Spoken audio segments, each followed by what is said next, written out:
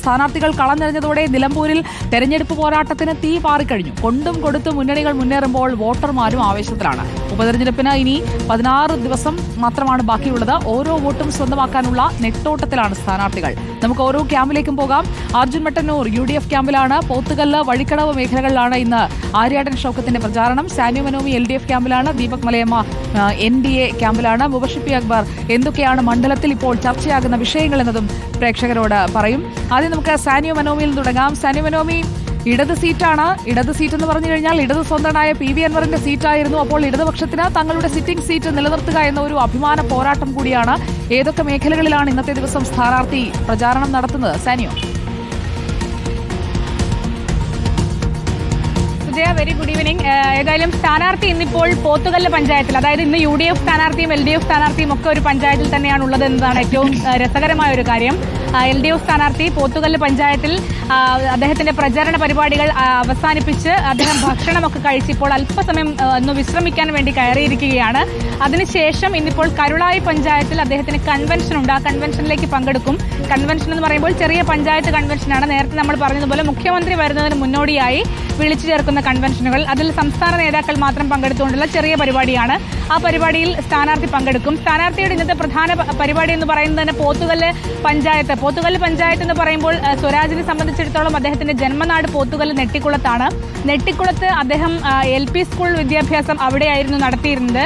അവിടെയുള്ള സ്കൂളിലൊക്കെ പോയി അദ്ദേഹത്തിന്റെ നാട്ടുകാരെയൊക്കെ കണ്ട് അദ്ദേഹത്തിനൊപ്പം പഠിച്ച ആളുകളെ പോലും കാണുന്ന ഒരു സാഹചര്യം ഉണ്ടായിരുന്നു. നേരത്തെ നമ്മുടെ ലൈവിലൊക്കെ അദ്ദേഹത്തിനൊപ്പം ഒരേ ബെഞ്ചിലിരുന്ന് പഠിച്ച ഒരാൾ വന്ന് സംസാരിക്കുന്നുണ്ടായിരുന്നു. ആ സന്തോഷങ്ങളൊക്കെ പങ്കുവെച്ചുകൊണ്ടാണ് സ്ഥാനാർത്ഥി മുന്നോട്ട് പോയിക്കൊണ്ടിരിക്കുന്നത്. അതേസമയം സ്ഥാനാർത്ഥി വിവാദ വിഷയങ്ങളിലൊന്നും കാര്യമായി പ്രതികരിക്കാതിരിക്കാനും ശ്രദ്ധിക്കുന്നുണ്ട് എന്നുള്ളതാണ് ഏറ്റവും പ്രധാനപ്പെട്ട കാര്യം.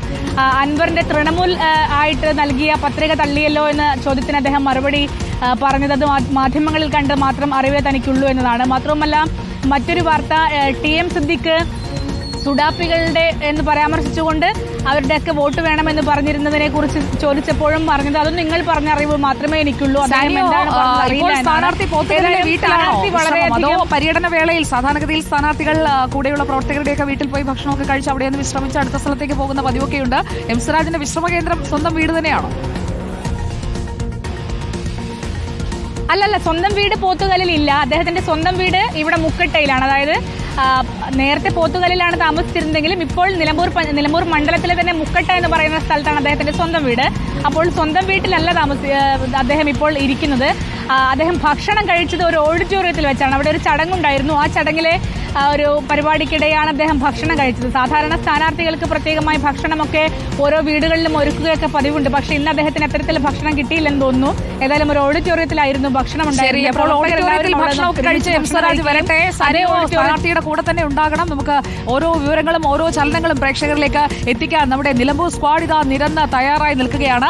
ഞാനിനി UDF ക്യാമ്പിലേക്ക് ഒന്ന് ചെല്ലട്ടെ. അർജുൻ മട്ടന്നൂർ, പോത്തുകല്ല് ഭാഗത്ത് ഇന്ന് 2 സ്ഥാനാർത്ഥികളും കൂട്ടിമുട്ടുമോ? പോത്തുകല്ല്, വഴിക്കടവ് മേഖലകളിലാണല്ലോ ആര്യാടൻ ഷൗക്കത്തിന്റെയും പ്രചാരണം. Good evening Arjun Mattannur.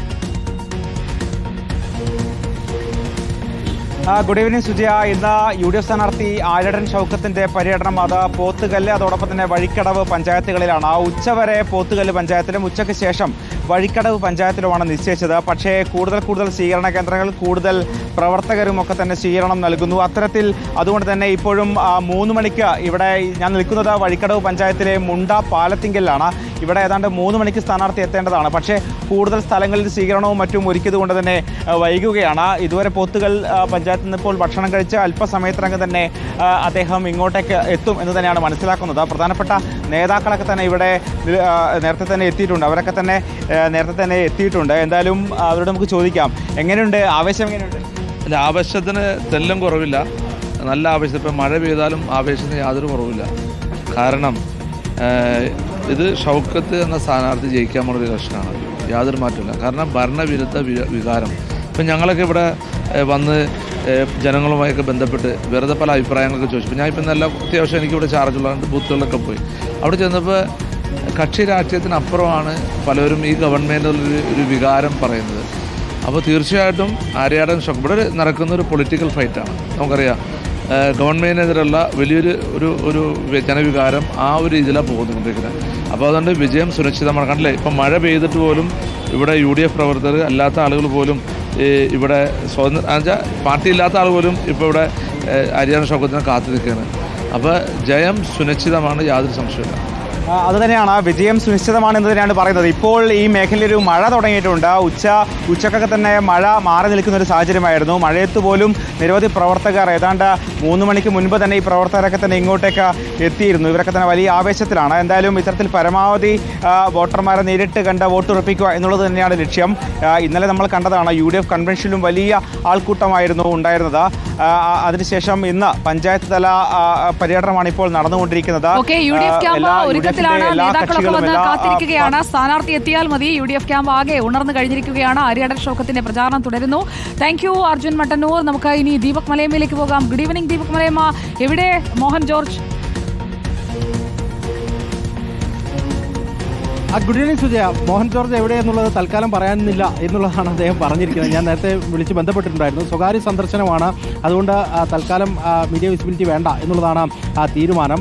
നാളെ വീണ്ടും സജീവമായി പ്രചാരണത്തിലേക്ക് ഇറങ്ങുമെന്നുള്ളതാണ്. ഇന്ന് രാവിലെ തന്നെ നിലമ്പൂർ കോവിലകത്തേക്ക് എത്തി അവിടെ ഉള്ള പ്രധാനപ്പെട്ട ആളുകളെയൊക്കെ കണ്ട് വോട്ട് അഭ്യർത്ഥിച്ചിരുന്നു. അതിനുശേഷം പിന്നീട് നിലമ്പൂർ കോടതിയിൽ ഉൾപ്പെടെ എത്തി അദ്ദേഹം പ്രാക്ടീസ് ചെയ്ത ഇടവും കൂടിയാണ്. അവിടെയുള്ള അഭിഭാഷകരെയൊക്കെ കണ്ട് വോട്ട് അഭ്യർത്ഥിക്കുന്ന തിരക്കിലായിരുന്നു. അതിനുശേഷം പിന്നീട് വിവിധ ദേവാലയങ്ങളൊക്കെ കേന്ദ്രീകരിച്ചായിരുന്നു പ്രചാരണ പരിപാടികൾ ഉണ്ടായിരുന്നത്. ഏറ്റവും ഒടുവിൽ ഉച്ചയോടുകൂടി നിലമ്പൂരിലെ മാർക്കറ്റിലേക്ക് എത്തി അവിടെ തൊഴിലാളികളെയൊക്കെ കണ്ട വോട്ട് അഭ്യർത്ഥിക്കുകയും ചെയ്തു. ഈ ഒരു ഫോക്കസ്ഡ് ആയിട്ടുള്ള വോട്ട് അഭ്യർത്ഥനയാണ് പ്രധാനമായും NDA ക്യാമ്പ് ലക്ഷ്യം വെക്കുന്നത്. അതിൽ തന്നെ നേരത്തെ നമുക്കറിയാം, ക്രൈസ്തവ വോട്ടുകൾ ലക്ഷ്യമിട്ടുകൊണ്ട് ഈഴവ വോട്ടുകളൊക്കെ അടുപ്പിക്കാൻ കഴിയുന്ന തരത്തിൽ ഒരു സ്ഥാനാർത്ഥി എന്നുള്ളതായിരുന്നു ആലോചന. അങ്ങനെയാണ് മോഹൻ ജോർജിലേക്ക് എത്തിയിട്ടുള്ളത്. അദ്ദേഹവും ആ രീതിയിലേക്ക് മാറിയിട്ടുണ്ട്. ഒരു കേരള കോൺഗ്രസ്സുകാരൻ പെട്ടെന്ന് BJPയിലേക്ക് എത്തുകയും BJPയുടെ പൂർണ്ണ തോതിലുള്ള ഒരു പ്രവർത്തകനായി അല്ലെങ്കിൽ ഒരു സ്ഥാനാർത്ഥി എന്നുള്ള രീതിയിൽ അദ്ദേഹം മാറുകയൊക്കെ ചെയ്തിട്ടുണ്ട്. ഇന്ന് രാവിലെ പ്രതികരണങ്ങളൊക്കെ തേടുമ്പോൾ ഇന്നലെയൊക്കെ LDFും UDFും പ്രധാനമായും പറഞ്ഞിട്ടുണ്ടായിരുന്നത് ഒരു സ്പോൺസേഡ് സ്ഥാനാർത്ഥിയാണ് മോഹൻ ജോർജ് എന്നുള്ളതായിരുന്നു. LDF പറഞ്ഞത് UDF ആണ് അത്തരത്തിൽ BJPക്ക് ഒരു സ്ഥാനാർത്ഥിയെ സമ്മാനിച്ചത് എന്നുള്ളതാണ്.